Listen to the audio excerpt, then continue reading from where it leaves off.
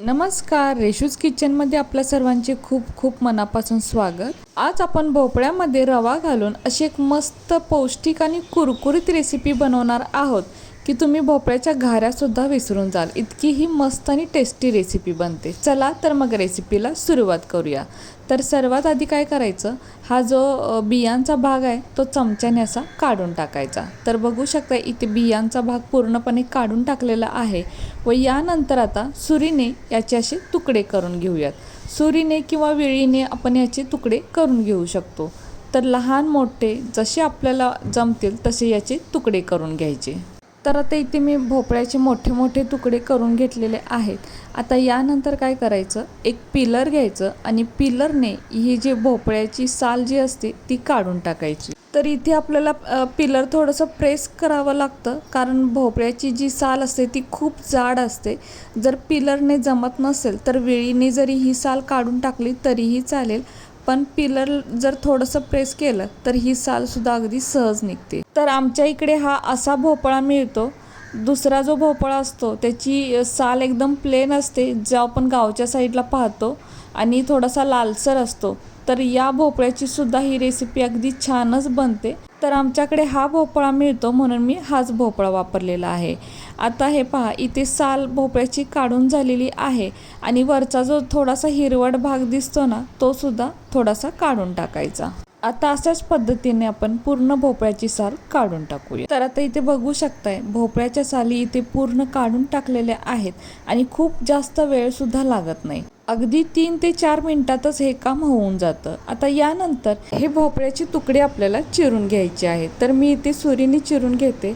आपल्याला हवं तर आपण वेळीने सुद्धा पटापट चिरून घेऊ शकतो. तर चिरताना पहा, हे आपल्याला असे खूप मोठे नाही आणि खूप छोटेही तुकडे करायचे नाहीत. जसं आपण खोबऱ्याचे तुकडे करतो त्या पद्धतीने जरी ठेवले तरीही चालेल, किंवा खिसणीवरती खिसून घेतले तरीही चालतील. तर आपल्याला जे सोपं पडेल त्या पद्धतीने आपण भोपळा खिसून किंवा चिरून घेतला तरीही चालेल. तर इथे आता बघू शकताय सर्व भोपळा मी चिरून घेतलेला आहे आणि याचे असे पातळ म्हणजे मीडियम साईजमध्ये तुकडे केलेले आहेत. आता यानंतर इथे एक मिक्सरचं भांडं घ्यायचं व यामध्ये आता हे भोपळ्याचे तुकडे टाकूयात. तर इथे फक्त मी 1.5 वाटी हे भोपळ्याचे तुकडे घेतलेले आहेत. त्यानंतर यामध्ये 1 वाटी रवा घ्यायचा आहे. तर रवा मी इथे जो शिरा उपमा करण्यासाठी वापरतात तोच घेतलेला आहे. त्यानंतर 1 वाटी गूळसुद्धा घालायचा, तसेच 4 ते 5 वेलची सुद्धा घालायच्या. आता यावरती झाकण ठेवून हे आपण मिक्सरला बारीक फिरवून घेऊयात. तर आता मी इथे मिक्सरला फिरवून घेतलेलं आहे आणि हे पहा, अजिबात यामध्ये आपण पाणी घातलेलं नव्हतं, पण मस्त असं बॅटर इथे तयार झालेलं आहे. शिवाय इथे रवासुद्धा थोडा बारीक होतो, नाहीतर आपण इथे बारीक रवा वापरला तरीही चालेल. तर हे पहा, असं छान बॅटर तयार होतं. आता यानंतर एका भांड्यामध्ये, म्हणजे मी इथे मोठा स्टीलचा बाउल घेतलेला आहे, आता यामध्ये आपण हे बॅटर ओतूया. तर जसं आपण केक किंवा ढोकळा बनवण्यासाठी बॅटर बनवतो ना, तसंच अगदी हे बॅटर तयार झालेलं आहे. यामध्ये आपल्याला अजिबात पाणी वापरायचं नाही. आता यामध्ये रवा घातलेला आहे, तर यावरती झाकण ठेवून एक 2 ते 3 मिनिटासाठी असंच बाजूला ठेवून देऊयात. तर आता 2 ते 3 मिनिटानंतर आपण हे झाकण काढून पाहूया. तर हे पहा, बॅटर पहिल्यापेक्षा थोडंसं घट्ट झालेलं आहे आणि फुललेलं आहे, म्हणजे रवा चांगला भिजलेला आहे. आता यानंतर यामध्ये चवीपुरते म्हणजे छोटा पाव चमचा मीठ घालायचं. मिठामुळे गोडाचा कोणताही पदार्थ छान असा रुचकर होतो, म्हणून थोडंसं मीठ घालायचं. आता मीठ यामध्ये चांगलं मिक्स करून घेऊयात, किंवा मिक्सरला ज्या वेळेला आपण सर्व साहित्य बारीक करून घेत होतो त्यावेळेला जरी मीठ घातलं तरीही चालेल. आता यानंतर छोटा पाव चमचा बेकिंग सोडा म्हणजेच खायचा सोडा घालायचा व तो यामध्ये चांगला मिक्स करून घ्यायचा. तर मिक्स करताना पहा, चमचा एकाच दिशेने फिरवायचा, म्हणजे बॅटर छान फेटलंही जातं आणि सोडासुद्धा यामध्ये चांगला मिक्स होतो. आता बॅटर पहा छान फुललेलं आहे. लगेचच आता गॅसवरती अप्पे पॅन ठेवायचा व यामध्ये आता फक्त 1 चमचाभर तेल घालायचं. सुरुवातीला गॅसची फ्लेम लो टू मीडियममध्ये ठेवायची व प्रत्येक साच्यामध्ये थोडं थोडं मिश्रण ओतायचं. तर हे मिश्रण अगदी गच्च भरून नाही ओतायचं, कारण हे फुललं जातं. त्यामुळे प्रत्येक साच्यामध्ये मी फक्त 1 चमचाभर हे मिश्रण ओतत आहे. मिश्रण ओतताना आधी कढईच्या साच्यांमध्ये ओतायचं व नंतरच मधल्या साच्यांमध्ये ओतायचं. आता यावरती लगेचच झाकण ठेवायचं व 2 मिनिटासाठी असंच ठेवून द्यायचं. तर आता 2 मिनिटं झालेली आहेत. झाकण काढून पाहूया. तर हे पहा छान असे फुललेले आहेत. आता मधले आप्पे आपण पलटून घेऊया. तर मधले आप्पे पलटलेले आहेत. यानंतर आता साईडचे आप्पे सुद्धा पलटून घेऊयात. तर मधले आप्पे हे पटकन तयार होतात. साईडचे तयार व्हायला थोडासा वेळ लागतो, म्हणून मधले आधी पलटून घ्यायचे आणि शक्यतो वरून थोडेसे सुकल्यानंतरच आप्पे हे पलटून घ्यायचे. तर माझी थोडीशी गडबड झालेली आहे, तरी पण आप्पे हे छानच तयार झालेले आहेत.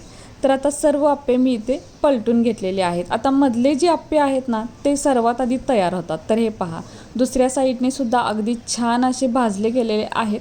आता हे मधले आप्पे आपण काढून घेऊयात. त्यानंतर 1-1.5 मिनिटानंतर साईडचे आप्पे आपण चेक करूया. तर हे पहा दुसऱ्या बाजूने सुद्धा अगदी छान भाजले गेलेले आहेत आणि मस्त अशी जाळीसुद्धा पडलेली आहे. तर हे पहा आता सर्व आप्पे आपण असेच काढून घेऊया, नाहीतर प्लेटवरती सरळ हे आप्पे पात्र उलटं करायचं, सर्व आप्पे प्लेटमध्ये पडतात.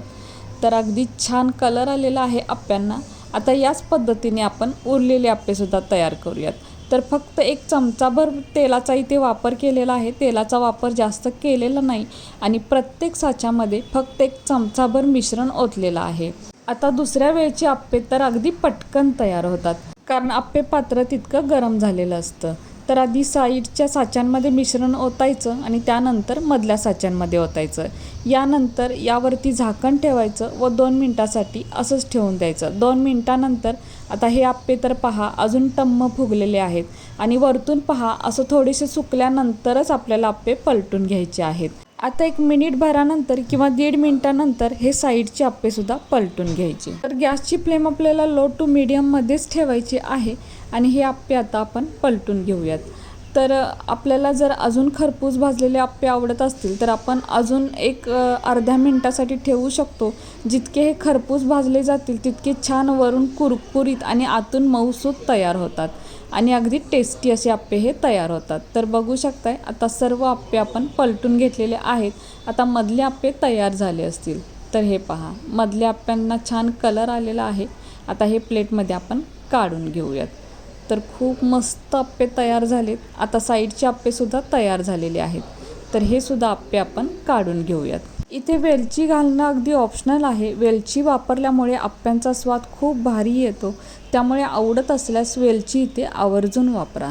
तर आता सर्व आप्पे आपण इथे काढून घेतलेले आहेत आणि बघू शकताय मस्त असे भोपळ्याचे आप्पे तयार आहेत आणि चवीला तर इतके भन्नाट लागतात ना, एकदा खाल तर आठवड्यातून 4 वेळा बनवाल इतके मस्त हे आप्पे तयार होतात. शिवाय बनवायला सुद्धा कमी वेळ लागतो, कमी साहित्यात बनतात आणि हे पहा अजिबात तेलकट होत नाहीत आणि एकदम मऊ लुसलुशीत तयार होतात. तर खूप छान हे आप्पे तयार होतात. तर हे पहा अगदी मस्त आप्पे तयार होतात. लहान मुलंसुद्धा अगदी आवडीने खातील इतके मस्त हे भोपळ्याचे आप्पे आहेत. तर आता यातला एक आपण तोडून पाहूया, म्हणजे कळेल आतून कसा झालेला आहे. तर हे पहा वाव अगदी मस्त जाळीदार आणि अगदी केकसारखा हा तयार झालेला आहे. खरंच खूप भारी तयार होतो. आता यातला आपण थोडं खाऊन पाहूया, म्हणजे चवीला कसा झाला हे कळेल. वाव खरंच म्हटलं होतं ना की अगदी भोपळ्याच्या घाऱ्या विसरून जाल इतका हा टेस्टी पदार्थ झालेला आहे. म्हणजे इतकी चवीला भन्नाट असे भोपळ्याचे आप्पे तयार झालेले आहेत. खरंच एकदा या पद्धतीने कराल ना तुम्ही नेहमी असे बनवून खाल, इतके मस्त हे आप्पे तयार होतात आणि अगदी झटपट हे भोपळ्याचे गोड आप्पे तयार होतात. बनवायला अजिबात वेळ लागत नाही आणि कमी साहित्यात बनतात, घरातीलच साहित्यात बनतात आणि चवीला खूपच भारी लागतात. अगदी लहानांपासून मोठ्यांपर्यंत सर्वजण आवडीने मागून खातील. तुम्ही एकदा नक्की करून पहा. तर कशी वाटली तुम्हाला ही आजची रेसिपी जर तुम्हाला आवडली असेल तर आपल्या माणसांसोबत नक्की शेअर करा. आणि हो, व्हिडिओ जर तुम्हाला आवडला असेल तर प्लीज आपल्या या व्हिडिओला एक लाईक नक्कीच करा. नवीन असाल तर चॅनलला सबस्क्राईब करा, सोबत बेल आयकॉन प्रेस करा, म्हणजेच मी बनवलेले असेच नवनवीन रेसिपी सर्वात आधी तुम्हाला मिळतील. आता पुन्हा भेटू अशाच एका नवीन रेसिपीसोबत.